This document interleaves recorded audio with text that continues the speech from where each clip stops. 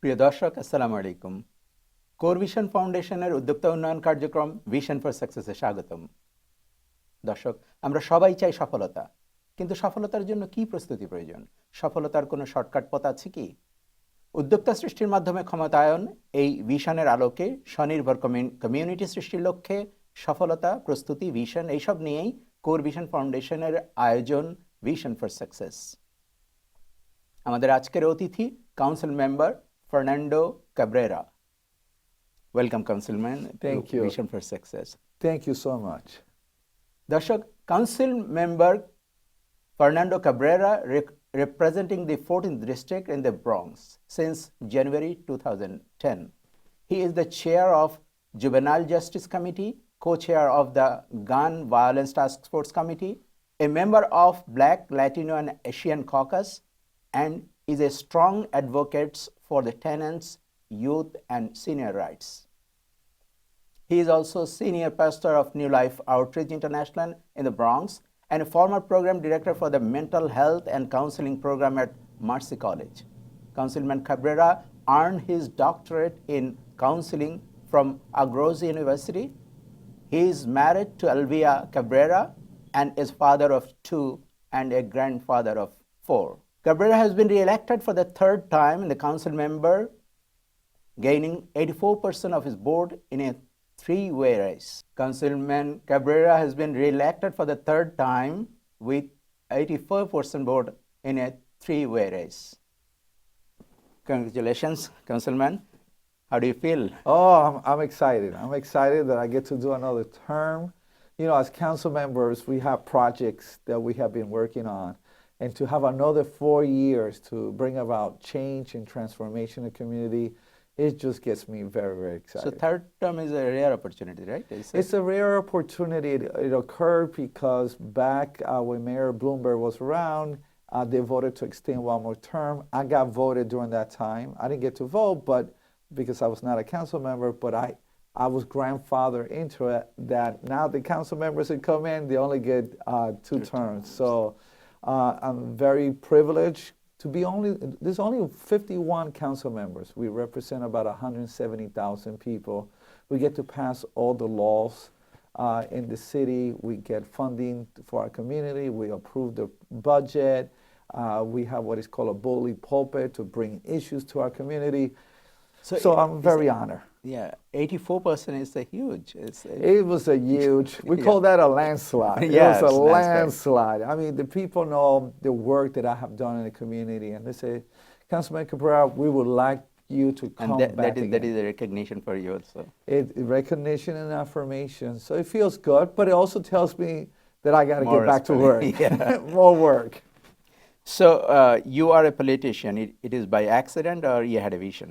I had a vision. I loved the name of your program, Vision for Success. Without a vision, you will only go as far as your vision. And so I had a vision for my community, and I realized I needed a bigger platform. I was doing church, pastoring a church. I was running a counseling graduate program at Mercy College, but it wasn't enough to reach, especially the young people, the senior.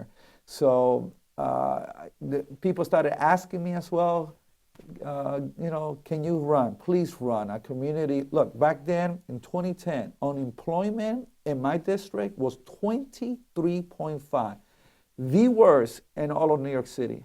Now, almost 8 years later, it's down to 6.2%. It's an amazing transformation. Graduation rates from 65 to 72%. Higher. We have murders down 66%. You can make a difference when you're well positioned. And I want to say to those who are listening, and this is why I love your show, because your show is about positioning people. It's like basketball. It's like soccer, like football. You have to be in the right position to make a difference, and to make a difference in the game of life and in our community, you have to be well positioned. So what were the challenges when you become elected first time?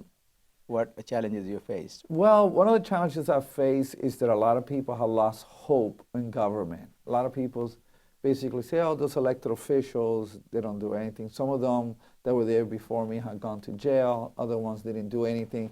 So it was building the faith, the credibility that we could make a difference. But I think once people start seeing the transformation, so for example, in the area of safety, I brought more police cameras than any other council member in all of New York City. Over $4 million of capital improvement there. And also a program called the Cure Violence Program. We took former gang members, they became credible messengers, and they went back to the gangs and they say, hey, it's time to have peace. We'll help you get a job. We'll help you with your family. We'll help you with legal services. We'll give them what is called wraparound services. And now I have parts of the district, they haven't had a gunshot in God knows how long. That's because we had a strategic plan. And when people see results, their faith starts growing that, yes, change could happen. So you are a pastor, a mental health counselor, and an elected officials. How you reconcile all these things? Well, right now I have my license in mental health, but I'm not practicing. So I'm not practicing at the moment, though as a pastor, you give a lot of pastoral counsel. And so as a pastor, what I have is a team, you know, and it's just like a business. You're only as good as your team. And in church, you're only good as your team. So I spend 95% of my time developing my team, and then my team goes and they do a fantastic And the job. mental health issue is a big issue now. And mental health is a big issue, and I know you have covered this subject here in this wonderful program. Right now, I mean, we've seen from the gunshots, we've seen suicide. There's a rise of level of suicide among young people right now. And so we need to address those issues. A lot of the young people, you know, over 60% of the young people who are in jail right now, they all have mental health issues. And so this is an area that we need to bring more resources. We need to get better at it. On the area of ACS in foster care, we need a better trained case your counselor. opinion, what is the main reason of being these kind of people are raising these mental health issues? You know, I think a lot of it has to do in many homes, there was no fathers. So we get our sense of affirmations from our fathers. Some of it's related to family issue, drug addiction becomes one of the big issues, alcoholism, family dysfunction that has passed from generation to generation. And we could change that. These are things that we have learned. Now we could unlearn it and learn a better way on how to have family. And family is the nucleus where we get our sense of identity. And last 8 years you have been serving the community. So what do you think, what impact you have done in your community? Well, my community has gone through a tremendous change. I mean, it feels so safe now. Our children are graduating from high school. We brought $15 million for education. Mm-hmm. So we fixed the auditoriums, we fixed the swimming pool, we have after-school programs. I was able to help other programs that wanted to do work in our district but didn't have funding. So now they're doing after-school program for our kids.